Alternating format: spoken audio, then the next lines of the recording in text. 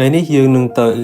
ដឹងអំពីអត្ថប្រយោជន៍នៃការអានសៀវភៅនៅពេលព្រឹកដ៏អស្ចារ្យតើការអានសៀវភៅពេលព្រឹកដ៏អស្ចារ្យនឹងយើងទទួលបានអីខ្លះហើយហេតុអ្វីបានយើងត្រូវអានសៀវភៅនឹងអញ្ចឹងគោលបំណងទី1ដែលយើងអានសៀវភៅពេលព្រឹកដ៏អស្ចារ្យណាយើងទទួលបានទី1ព្រឹកនីមួយៗរបស់យើងពោពេញទៅដោយកម្លាំងពូលាំងខ្លាំងក្លាអារម្មណ៍រំភើបស្រស់ថ្លានិងពោពេញទៅដោយកម្លាំងចិត្តនិងប្រើជីវិតក្នុងការបំពេញនូវសក្តានុពលរបស់ខ្លួនឯងឲ្យអស់ពីលទ្ធភាពដែលខ្លួនឯងទទួលបានពីធម្មជាតិមកពីព្រោះមនុស្សយើងម្នាក់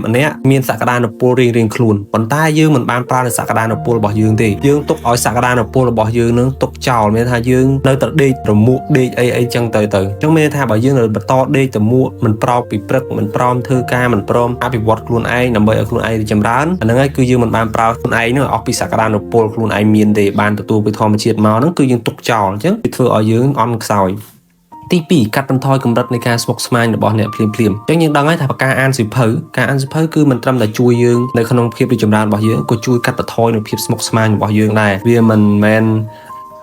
អានសៀវភៅធ្វើឲ្យយើងមានបញ្ហា stress ទេអ្នកខ្លះគេយកសៀវភៅធ្វើមកអានដើម្បីកាត់បន្ថយ stress នឹងឯងហើយទី3គឺយកឈ្នះភ្លាមលើឧបសគ្គដែលកំពុងទាញយើងឲ្យថយក្រោយណាយើងអាចយកឈ្នះបានពេលដែលយើងអានសៀវភៅហ្នឹងទៅមានថាសៀវភៅហ្នឹងគេអាចដោះស្រាយចេះទៅយើងអាចយកអនុវត្តទៅហើយទាញយើងឲ្យឡើងមកវិញមិនឲ្យយើងថយក្រោយទេទី4ធ្វើឲ្យយើងមានសុខភាពគ្រប់ផ្នែកទាំងអស់មានភាពប្រសើរឡើងជួយសម្រកទម្ងន់មានថាពេលអានទៅយើងនឹងដឹងហើយថាធ្វើម៉េចទម្លាប់ល្អអញ្ចឹងទៅយើងអាចធ្វើឲ្យយើងអ្នកខ្លះមានគីឡូធ្ងន់អាចសម្រកទន់បានទៀតនឹងធ្វើឲ្យខ្លួនប្រាណរបស់យើងនឹងមានលក្ខណៈល្អសមសួនពេញមួយជីវិតប៉ុន្តែអានឹងត្រូវតែអានវារាល់ថ្ងៃអានទៅអានវាចប់ម្ដងហើយអានចប់ម្ដងទៀតទៅអញ្ចឹងណាដើម្បីយើងយក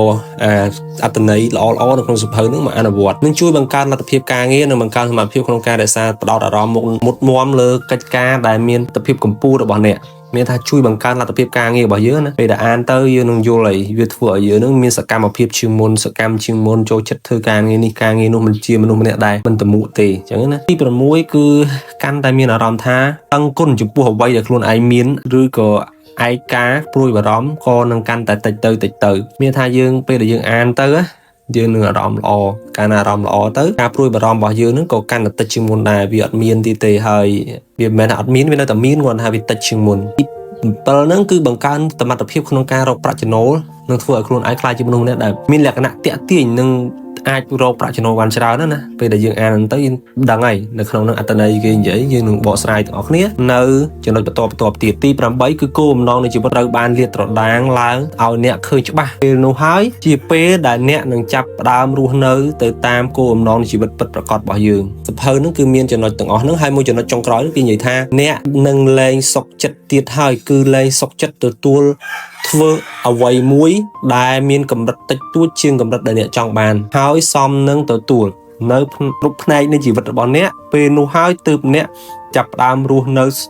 ស្របទៅតាមខ្សែជីវិតដ៏អស្ចារ្យបំផុតដែលអ្នកអាចស្រមៃចង់បានហ្នឹងហើយអញ្ចឹងការអានសៀវភៅហ្នឹងគឺយើងអាចនឹងទទួលបាននូវអត្ថប្រយោជន៍ទាំងអស់ហ្នឹងការចែកម្លែករបស់ខ្ញុំគឺមានតែប៉ុណ្្នឹងទេហើយយើងនឹងចែកម្លែកចំណុចល្អបន្តទៀតនៅក្នុងសៀវភៅហ្នឹងប៉ុន្តែហ្នឹងយើងនឹងចែកម្លែកពីថាយើងបានអីខ្លះបន្ទាប់ពីយើងបានអានសៀវភៅហ្នឹងអូខេអរគុណច្រើន